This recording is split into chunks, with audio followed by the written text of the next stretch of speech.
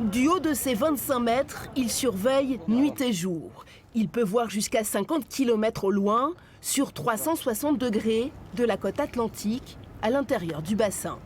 Donc on va bien au-delà de la dune du Pilat, donc côté sud, et puis on voit une bonne partie de la pointe du Cap Ferret, côté nord.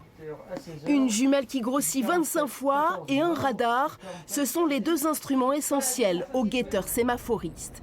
Bateaux de pêche, navires ou plaisanciers, ces militaires observent, renseignent en cas d'accident, assistent aux besoins. Il y a des heures à laquelle on doit sortir et d'autres à laquelle on ne peut pas sortir, dans de bonnes conditions de sécurité. Donc ça concerne principalement les plaisanciers qui n'ont pas l'habitude de passer par là. Ils nous appellent et on les renseigne. Construit à la fin du 19e siècle, le sémaphore du Cap Ferret appartient toujours à la Marine nationale.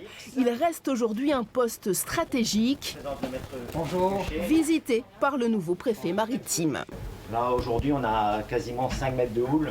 Ça nous représente quand même bien la dangerosité du secteur. Depuis le début de l'année, ces guetteurs ont déclenché 150 opérations de sauvetage.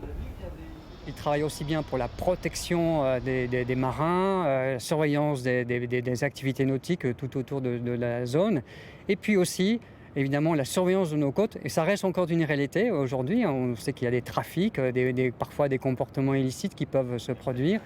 10 militaires, 7 hommes et 3 femmes se relaient ici toute l'année. Ce sont les yeux et les oreilles de la marine.